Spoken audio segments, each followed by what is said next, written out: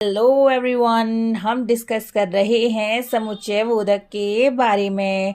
हमने इससे previous video में जाना था कि समुच्चय बोधक किसे कहते हैं और समुच्चय बोधक के कितने प्रकार होते हैं। हमने समानाधिकरण समुच्चय बोधक के 4 प्रकार जाने थे। कौन कौन से? संयोजक, विभाजक, विरोधवाचक और परिणाम वाचक।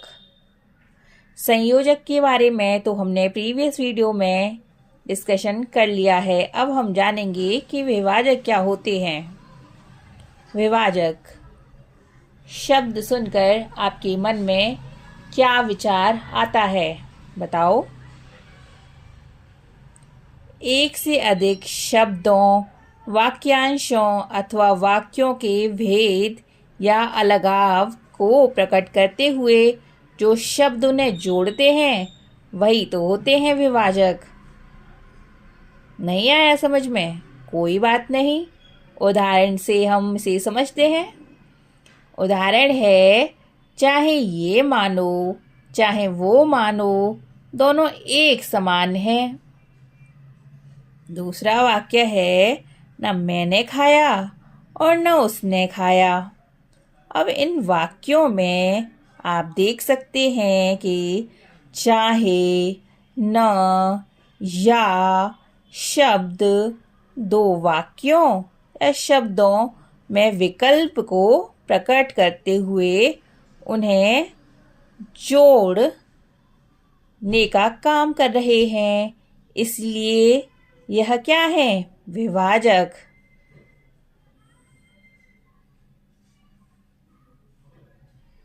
अब विकल्प है ना इसमें, ध्यान से देखो। चाहे ये मानो चाहे वो मानो, दोनों एक समान हैं। विकल्प आपका है।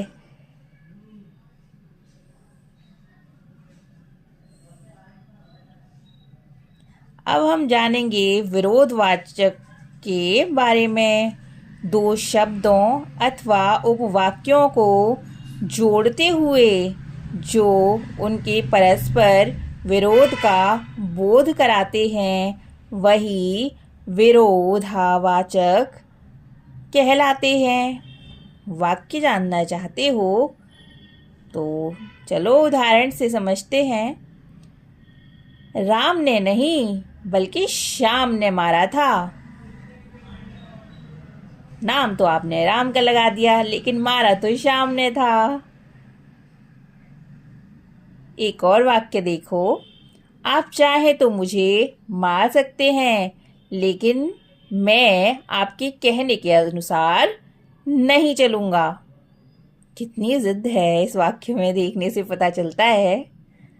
तो अब आप देख सकते हैं कि इन दोनों वाक्यों में बल्कि और लेकिन शब्द दो उपवाक्यों को जोड़ते हुए भी उनके परस्पर विरोध का बोध कराते हैं।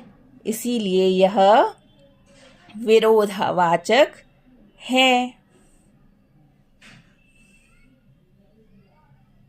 क्योंकि विरोधावाचक समुच्चय बोधक क्या होते हैं? जो दो वाक्य और उपवाक्यों को जोड़ते हुए भी परस्पर विरोध का बोध कराते हैं। अब हम जानेंगे परिणाम वाचक के बारे में। जो शब्द पहले वाक्य का परिणाम दूसरे वाक्य में बताने के लिए प्रयुक्त किए जाते हैं वही परिणाम वाचक कहलाते हैं। इसे समझने की कोशिश करते हैं। देखो वाक्य क्या कह रहा है। वह जल्दी में था अतः बस न पकड़ सका। दूसरा वाक्य कह रहा है, हरीश पहुंच गया था अतः मुझे आना पड़ा। अब इन वाक्यों में अतः, अतएव शब्द परिणाम स्पष्ट करने के लिए प्रयोग किए गए हैं। इसीलिए यह क्या है? परिणाम वाचक समुच्चय बोधक। चलो अब बात करेंगे हम व्याधिकरण समुच्चय बोधक के बारे में। क्या होते हैं व्याधिकरण समुच्चय बोधक? जो शब्द एक या एक से अधिक आश्रित वाक्यों को प्रधान वाक्य से जोड़ने का कार्य करें, वही तो होते हैं व्याधिकरण समुच्चय बोधक। उदाहरण देखो, मैं बाजार जा रहा हूँ। क्यों जा रहा हूँ बाजार? क्योंकि मुझे पुस्तक खरीदनी है।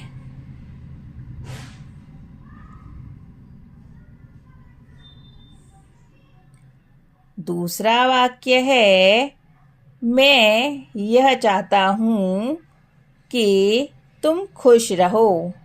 तो आप जैसे देख रहे हैं कि जो वाक्य नीचे दे रखा है, जैसे मैं बाजार जा रहा हूँ क्योंकि मुझे पुस्तक खरीदनी है।